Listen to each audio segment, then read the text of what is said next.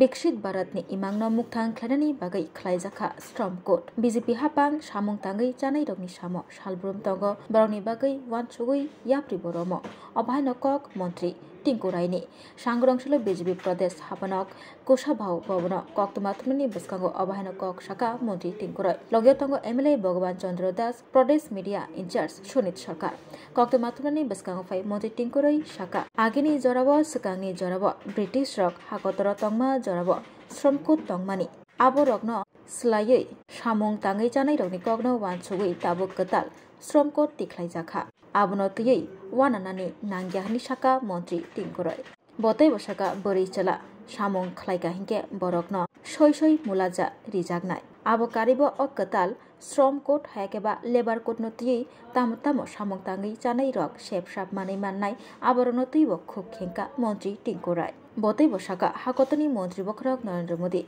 Inspector Raj Muthagui Inspector Rokno Shewoi Boroni Thayo Naikolnai Chubanai Rok Tongnani Nango Abohai Kaise Samung Tangai Janai Rokbo Shep Shap Manai Manbainani Sekangni Shal Rokni Slai Tabukni Jorabo Samung Tangai Janai Rokni Bagai Kalaisa Angna Bagai Labor Code Khlaijaka Shaka Mantri Tinku Rai Labor Code Khlaijakma Ya Golono Dormani Simi Chengei Juda Jengzal Angai Tongmani Ajengzal Rokno Yakagribui Samung Tangai Janai Rok Safety Mani Mankani Shaka Mantri Tinku Rai নমস্কার print media এবং digital মিডিয়ার যারা রয়েছেন সাংবাদিক বন্ধুরা সকলকে আমি শুভেচ্ছা জানাই।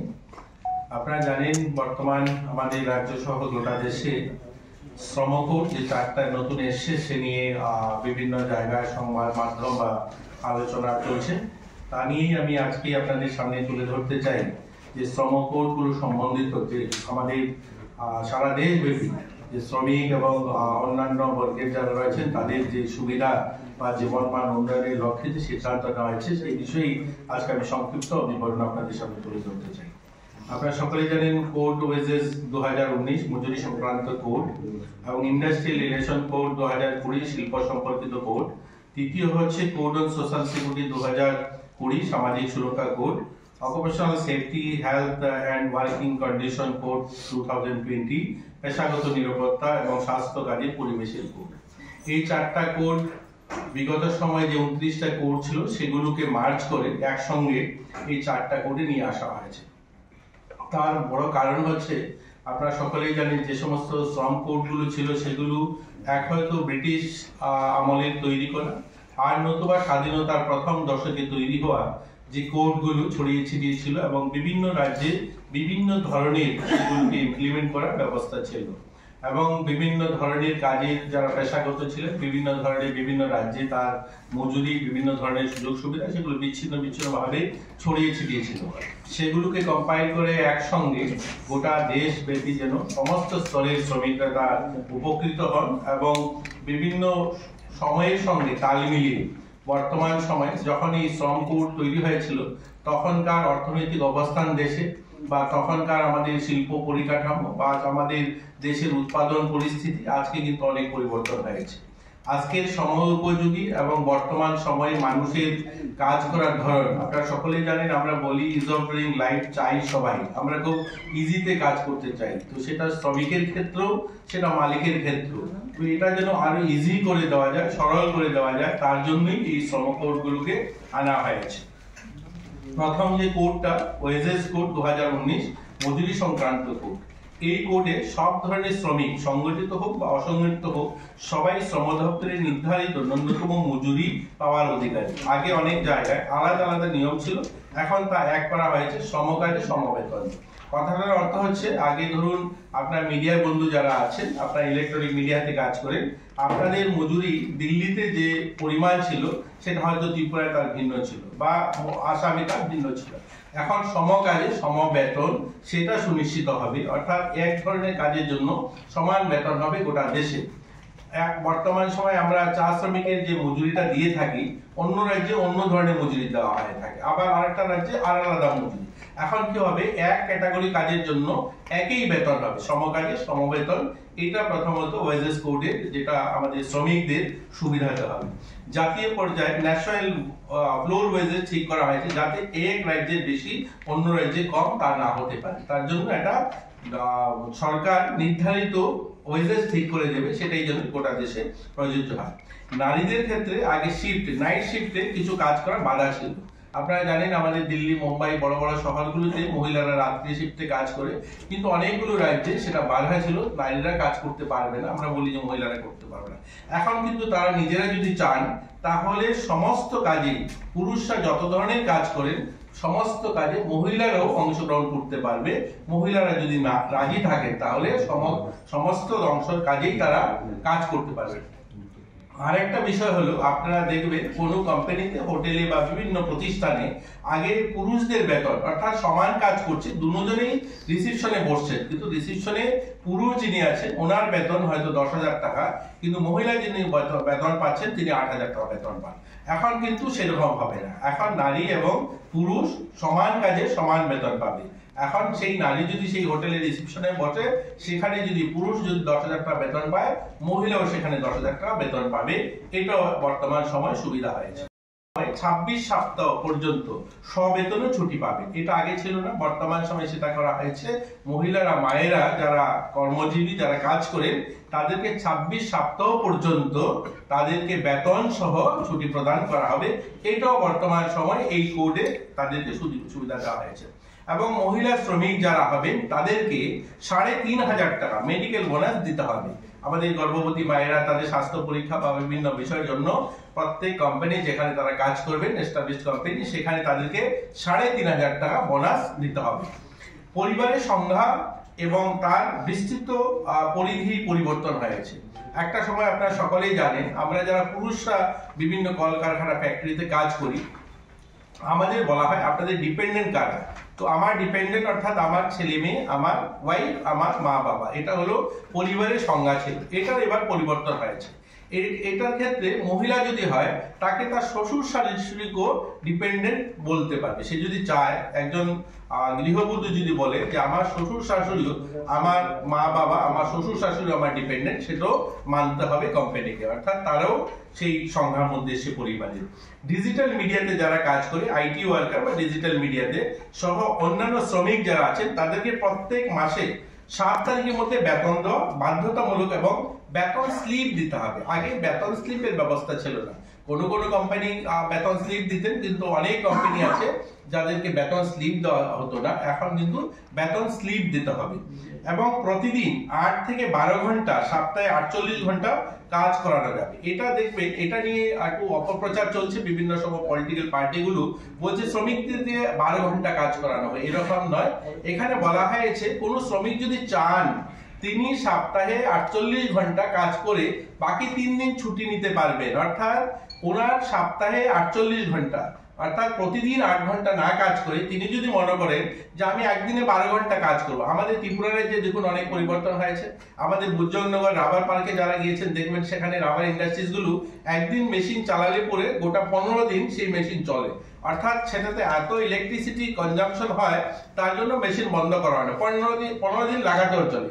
তো সেই ক্ষেত্রে সেখানে কর্মচারী যারা আছে তারা যদি মনে করে যে আমি 12 ঘন্টা কাজ করব, আমি এক সপ্তাহে আমি 48 ঘন্টা লাগাতার কাজ করব, তারপরে 3 দিন আমি অন্য কোথায় আমি আরো একদিন কাজ করব, ওভার টাইম কোথায় আউটসোর্সিং অন্য কোনো কাজ করব, সেই ক্ষেত্রে শ্রমিকের সুবিধা হলো এটা। কিন্তু আমাদের কি হচ্ছে, আমরা দেখছি বামপন্থী সংগঠনগুলো অপপ্রচার করছে যে শ্রমিক থেকে বেশি শ্রম আদায় করছে। এরকম নয়, একজন শ্রমিক প্রতিদিন 8 ঘন্টা যিনি কাজ করবেন তিনি সেইভাবে 5 দিন কাজ করতে হবে, আর যিনি 12 ঘন্টা কাজ করবেন তিনি 4 দিন 48 ঘন্টা কাজ করেই তিনি ছুটি নিতে পারবেন 3 দিন। তো সেই সমবেতনে তিনিও ছুটি পাবেন, যেটা আগে ছিল সেটাই এখন একটু ইজি করা হয়েছে শ্রমিকের ক্ষেত্রে, যে শ্রমিক যদি চায় সেটা করতে পারবে। ওভারটাইম মজুরি মালিক পক্ষ নির্ধারণ, কর্মঘণ্টার বেশি যদি কাজ করান, ধরেন এই 48 ঘন্টা সপ্তাহে কাজ করানোর কথা, তার থেকে বেশি যদি কাজ তিনি করেন তাহলে ডবল বেতন দিতে হবে, অর্থাৎ ওনার যে স্যালারি যেটা আছে নির্ধারিত যেটা বেতন ধরা আছে সেই বেতনের ডবল মজুরিতে ওনাকে ওভারটাইমের জন্য দিতে হবে। এটা আসছে আমাদের রাজ্যে, যদিও সেটা সংখ্যাটা খুব কম, বিড়ি এবং সিগার শ্রমিক যারা, অর্থাৎ সেটা একটা যারা কাজ করেন স্বাস্থ্যের প্রতি একটু হানিকারক কাজ, সেটা তার জন্য সেই কাজে 30 দিন কাজ করলে বোনাস নিশ্চিত। অর্থাৎ একটা সময় ছিল যে 180 দিন কাজ করার পরে কর্মচারীরা বোনাসের জন্য দাবিদার হতেন, কিন্তু এই ক্ষেত্রে তিনি 30 দিন অর্থাৎ 1 মাস যদি বিড়ি বাঁধেন বা সিগারেট বাঁধেন তাহলেই তিনি কিন্তু বছরে যে বোনাস দেওয়া হবে সেই বোনাসে তিনি দাবিদার হবেন। এটা ছিল প্রথম। এটা মোটামুটি এর মধ্যে অনেকগুলো ছিল, আমি সংক্ষিপ্ত আকারে আপনাদেরকে বোঝানোর চেষ্টা করলাম। প্রথম যে আমাদের যেটা শ্রমিক মজুরি যে কোডটা ছিল। দ্বিতীয় কোডটা হচ্ছে ইন্ডাস্ট্রিয়াল রিলেশন কোড 2020, শিল্প সম্পর্কিত কোড। এটা মূলত শ্রমিক আর নিয়োগকর্তা সম্পর্ককে মিশ্রণ রাখা বা বিরোধী সমস্যা সমাধানের সহজ প্রক্রিয়া তাড়াতাড়ি হবে। ছোটখাটো ভুলগুলোকে অপরাধ হিসেবে গণ্য করা হবে না। আগে কি হতো, কলকারখানাতে যারা কাজ করতেন মালিক পক্ষ এবং শ্রমিক পক্ষ কোনো কিছু হলেই সেখানে ইন্সপেক্টর রাজ বা সেখানে কোর্ট কাচারের বিষয় ছিল, সেগুলোকে এখন রিজলভ করে দেওয়া হয়েছে, সেগুলোকে মুছে দেওয়া হয়েছে।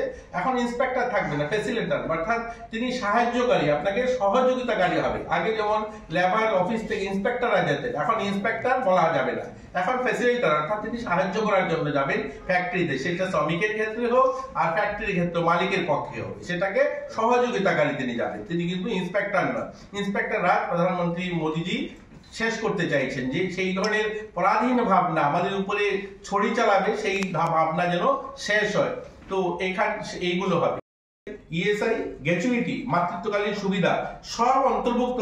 একবার রেজিস্ট্রেশন করলে দেশের যে কোনো জায়গায় সুবিধা পোর্টেবল থাকবে এবং জীবন বীমা, অক্ষমতা বীমা, স্বাস্থ্য প্রকল্প সব মিলিয়ে আরো বিস্তীর্ণ সুরক্ষা নিশ্চিত হবে।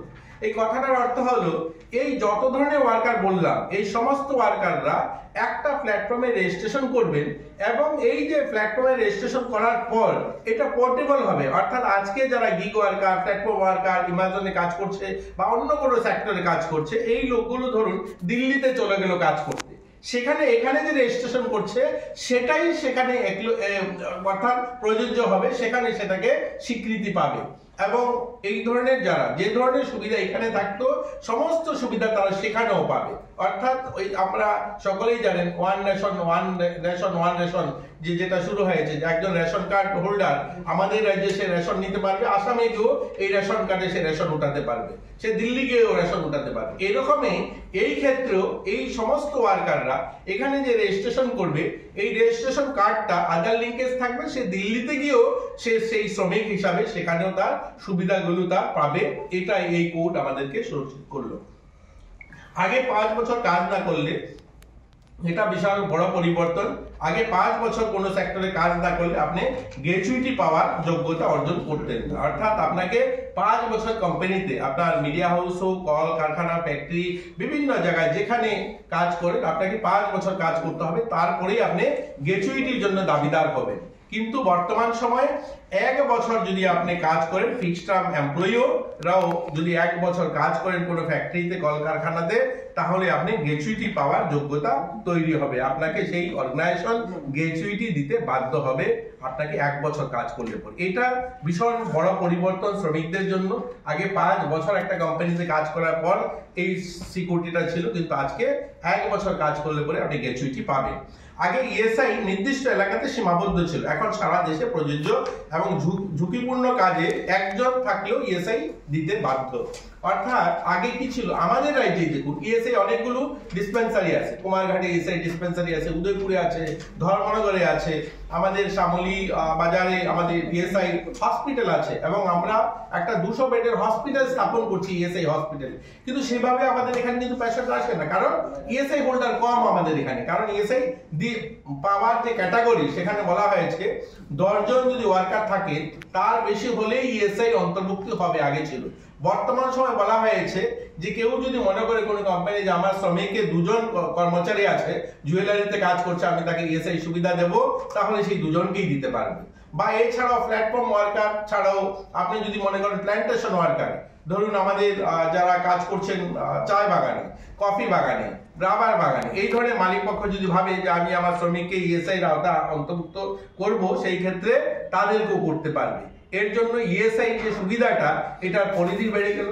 অনেক রাজ্যে আগে ছিল না, এটা গোটা ভারতবর্ষে সব শ্রেণী কর্মচারীর জন্য, সব শ্রেণী ওয়ার্কারের জন্য ইএসআই সুবিধাটাও লাগু হলো।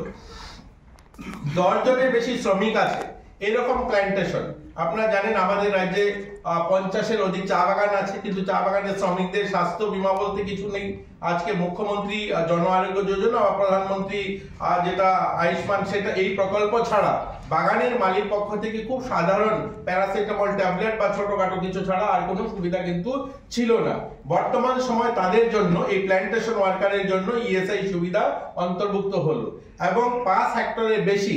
এছাড়া আমি যেটা আপনাকে বলতে চাই, চা বাগান ছাড়াও 5 হেক্টরের বেশি জমিতে যাদের প্ল্যান্টেশন আছে, এই সমস্ত সেক্টরে যারা কাজ করেন, সেখানেও তারা ইএসআই দাবিদার তাদেরকে দিতে পারে। একদিকে 10 জনের বেশি কর্মচারী যদি হয় প্ল্যান্টেশনে, আরেকদিকে 5 হেক্টরের বেশি যদি জমিতে প্ল্যান্টেশন থাকে, সেখানে যদি কাজ করে, তারাও ইএসআই অন্তর্ভুক্ত হবে এবং সেটাও তারা এই প্রথমবারের মতো এই সুবিধাটা, স্থায়ী কর্মচারীর মতো সুবিধা পাবেন। আগে কি হতো, আমাদের ফ্যাক্টরিগুলোতে, কলকারখানাতে বিশেষ করে যারা স্থায়ী কর্মচারী থাকতেন এবং অস্থায়ী কর্মচারী থাকতেন, স্থায়ী কর্মচারীদের সুবিধা আলাদা আলাদা হতো এবং অস্থায়ী কর্মচারীদের সুবিধা আলাদা হতো। এবার এইরকম নয়, স্থায়ী কর্মচারীরা যা যা সুবিধা পাবেন, অস্থায়ী কর্মচারীরাও সমান সুবিধা পাবেন সেই ক্ষেত্রে। এবং প্রতিষ্ঠানগুলোর জন্য রয়েছে single registration, single licence, single return, ফলে কমপ্লায়েন্স সহজ হবে এবং অনিশ্চয়তা কমবে। ফ্যাক্টরির জন্য কিন্তু এই কোডের সুবিধা দিয়েছে। সেখানে কি হয়েছে, আগে একটা ফ্যাক্টরি চালানোর জন্য অনেকগুলো লাইসেন্স করতে হতো। এই লাইসেন্সের যে বারবার অফিসে ঝামেলা মেটানো, এটা কম হয়েছে। এখন বলা হয়েছে single registration, single licence, single return এবং কমপ্লায়েন্স কমবে। এবং যেমন ইএসআই এর জন্য আগে রিটার্ন আলাদা দেওয়া হতো, ইপিএফ এর জন্য আলাদা দেওয়া হতো, পিএফ এর জন্য আলাদা দেওয়া হতো, স্যালারি স্লিপ বানানোর জন্য আলাদা করতে হতো। এখন এগুলো সব বন্ধ করে একটা রিটার্নের মধ্যে সবগুলো আসবে। এটা একটা ভালো সুবিধা হয়েছে, অর্থাৎ ইউনিভার্সাল, সব ইজি করে দেওয়া হচ্ছে।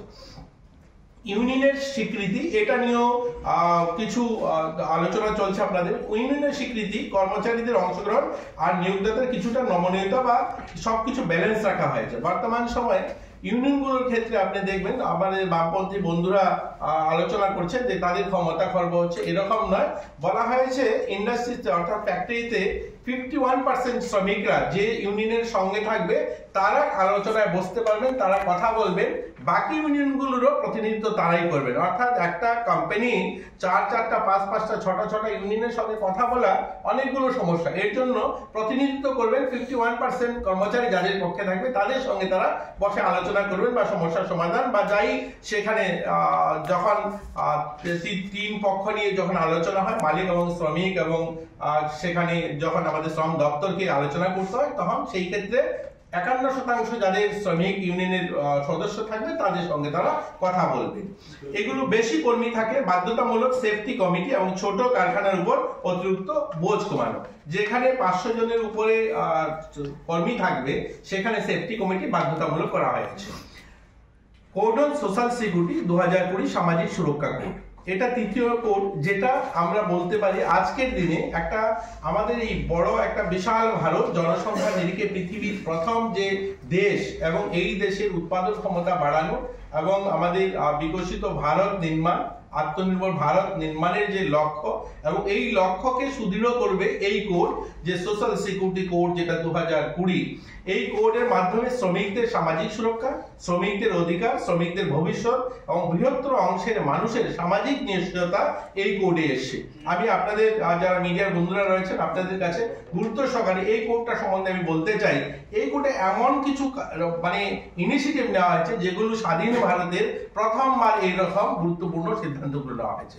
আপনারা সকলেই জানেন, আমাদের আগরতলা শহর ছোট হলেও আমাদের কর্মপরিধি অনেক বেড়েছে। এখানে নতুন নতুন দেখবেন গিগ ওয়ার্কার, এগুলো শব্দগুলো নতুন, যদিও আমি আপনাদের সামনে বলছি, আপনারাও দেখবেন গিগ ওয়ার্কার আমাদের রাজ্যে ছিল না আজ থেকে 5 বছর আগে।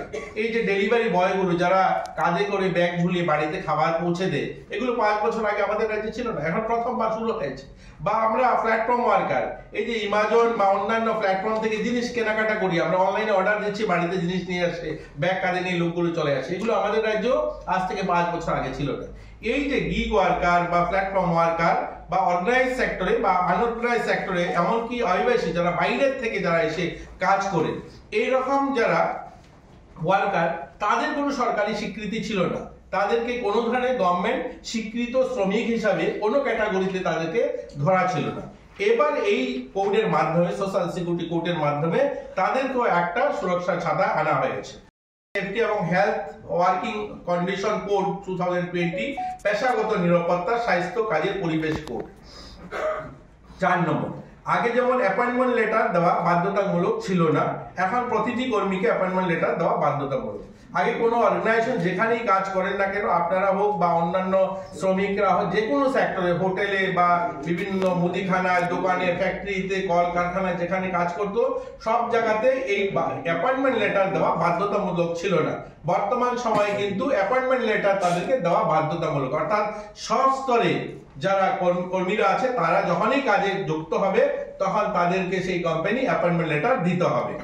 এই কোডে কাজের জায়গায় নিরাপত্তা আর স্বাস্থ্য রক্ষার জন্য তৈরি বার্ষিক free health checkup, safety standard, ভালো কাজের পরিবেশ, এইগুলো বাধ্যতামূলক। অর্থাৎ যেখানে কাজ করবে সেখানে বছরে একবার তাদেরকে হেলথ চেকআপ করানো, এগুলো কিন্তু বাধ্যতামূলক এই কোডের মাধ্যমে এসেছে। নারীরা যারা, মহিলারা বা মায়েরা যারা রাত্রে কাজ করবে, নাইট শিফটে কাজ করতে পারবে, তবে পরিবহন এবং সিসিটিভি এই সমস্ত ব্যবস্থা ওই কলকারখানা, ফ্যাক্টরিতে থাকতে হবে। মহিলারা যদি ইচ্ছা করেন কাজ করতে সেখানে করতে পারবেন, কিন্তু মালিক পক্ষ সেখানে রাত্রির জন্য সেখানে সিসিটিভির ব্যবস্থা এবং যাতায়াতের ব্যবস্থা, তিনি যে যাতায়াত করবেন সেই ব্যবস্থা মালিক পক্ষকে করতে হবে, তবেই তারা রাত্রি শিফটে কাজ করতে পারবে। আউটসোর্সিং কর্মীদের দায়িত্বে থাকবেন। এখন এই কথাটা আপনাদের কাছে এটাও নতুন আমাদের রাজ্যের জন্য। আউটসোর্সিং আপনারা সকলেই শুনেন, বিভিন্ন সময় কথা আসে আউটসোর্সিং এর যারা কাজ করেন হাউসকিপিং এ বা গার্ড, যা হসপিটালে বিভিন্ন সাফ সাফাই কর্মীরা আছেন, এরা সঠিক সময় বেতন পান না, এটাও একটা বিভিন্ন সময় আসে, বেতন, বোনাস, গ্র্যাচুইটি, বিভিন্ন কিছু সুযোগ সুবিধা থেকে তারা বঞ্চিত হন। যারা কোম্পানি যারা পরিচালনা করেন তারা সঠিক সময় দেন না। এখানে বলা হয়েছে এই অ্যাক্ট আসার পরে, এই আমাদের কোড আসার পরে এখানে বলা হয়েছে প্রিন্সিপাল এমপ্লয়ার বেতন সময়মতো দেওয়া এবং সুরক্ষা নিশ্চিত করা। অর্থাৎ যে অর্গানাইজেশনে কাজ করবে, ধরুন স্বাস্থ্য দপ্তরে যদি ওই গার্ড কাজ করে থাকে বা হাউসকিপিং এর কাজ করছে, তাহলে যে এজেন্সির মাধ্যমে সে কাজ করছে তার যতটুকু দায়িত্ব থাকবে তার থেকে বেশি দায়িত্ব থাকবে কাদের? প্রিন্সিপাল এজেন্সি, অর্থাৎ যারা কাজে নিযুক্তি দিয়েছে। অর্থাৎ সেখানে যদি সেটা সরকারি হসপিটালই হোক বা প্রাইভেট কোম্পানি হোক, যে কোম্পানির হয়ে তিনি কাজ করছেন, যার জন্য কাজ করছেন প্রিন্সিপাল এজেন্সি, তাদের দায়িত্ব বেশি থাকবে এখানে। এই ক্ষেত্রে এর জন্য তাদের নিশ্চয়তা বাড়লো তাদের বেতন বা সুবিধা পাওয়ার জন্য।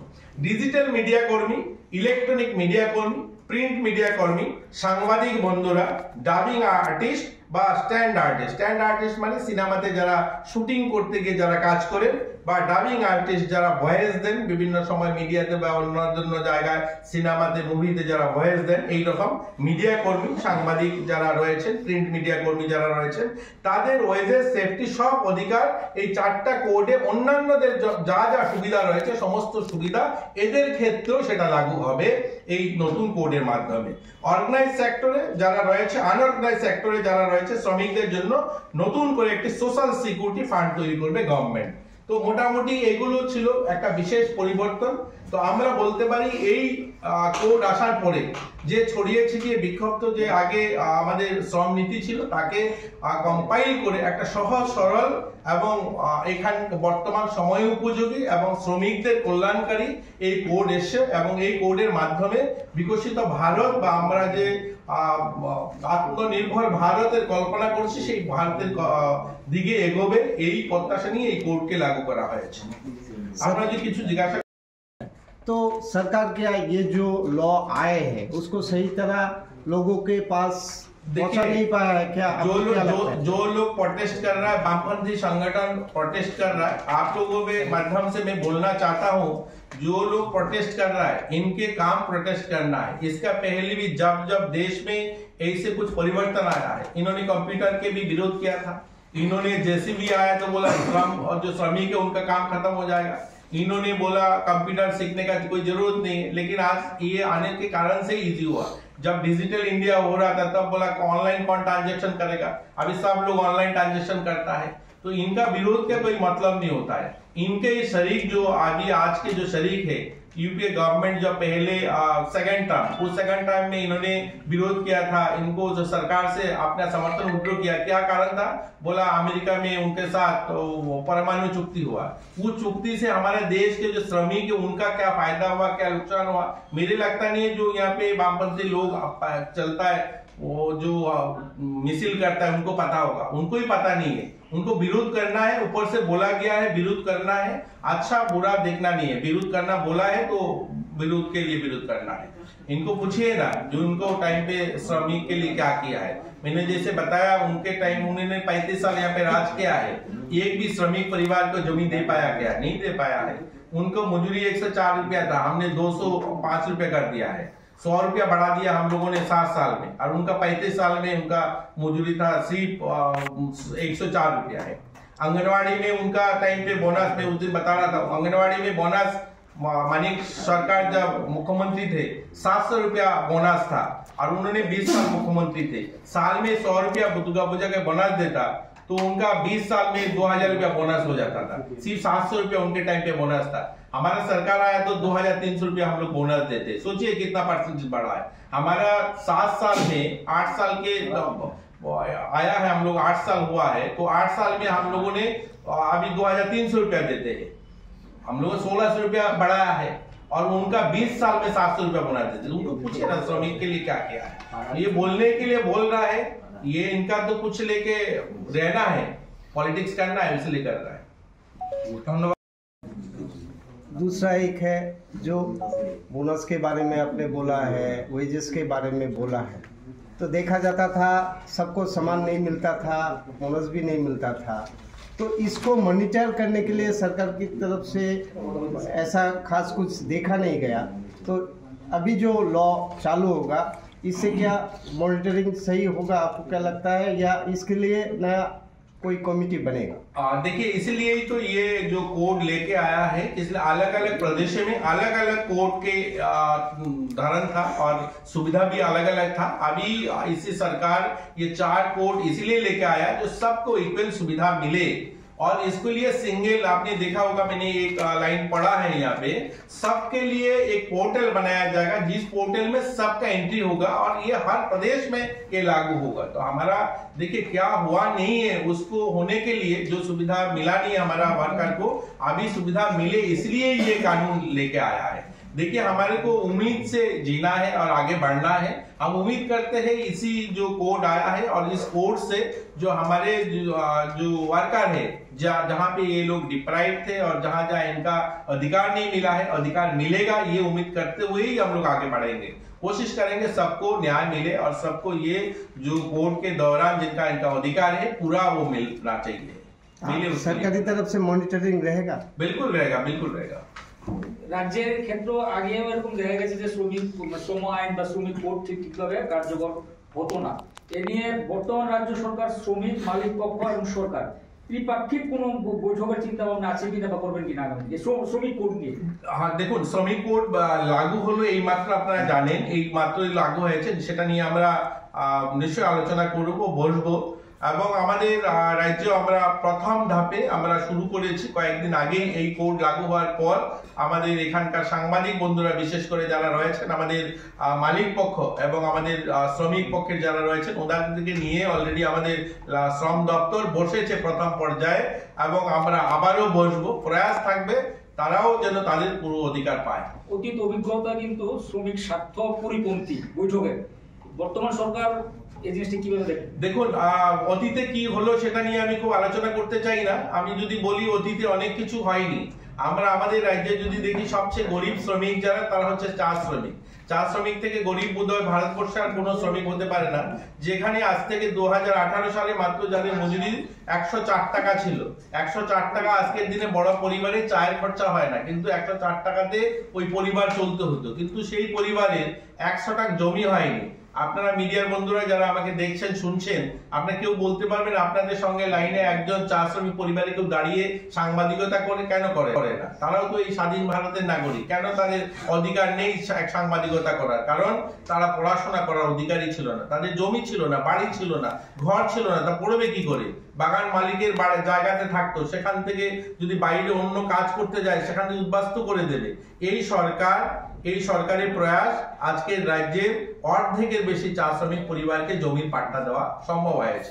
এর জন্য নিরাশ হওয়ার কিছু নেই, আমরা আশাবাদী। কারণ যেহেতু এটা আমরা যেটা 50-60 বছর যে কাজটা করা সম্ভব হয়নি স্বাধীন ত্রিপুরায়, সেটা আমরা করে দেখিয়েছি 5 বছরে। আমরা প্রায় 4000 পরিবারকে জমির পাট্টা দিয়েছি, 5000 পরিবারকে প্রায়োরিটি গ্রুপ রেশন কার্ড দিয়েছি।